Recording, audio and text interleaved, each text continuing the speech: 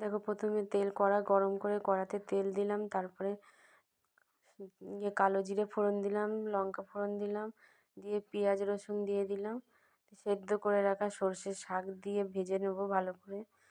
তার মধ্যে শাক সমেত সব ভালো করে নেড়ে নিয়ে তার ভেতরে নুন, হলুদ, স্বাদ মতো নুন, হলুদ সব দিয়ে ভালো করে ভেজে নিয়ে শুকনো শুকনো করে ভেজে নিতে হবে, যেন জল না থাকে। দেখো আমি যেমন ঠিক ভেজেছি তেমন করে ভেজে নেবে। আর দেখো এরকম করে শুকনো শুকনো করে ভেজে নিতে হবে। দিয়ে এবার চলে এলাম শিলে বাটতে, বেটে নিতে হবে ভালো করে, মিহি করে বেটে নিয়ে ভালো করে বেটে নেবে। এমনি করে খেয়ে দেখবে তোমরা, রেসিপিটা খুব সুন্দর লাগে খেতে। আমার তো খুব ভালোই লাগে।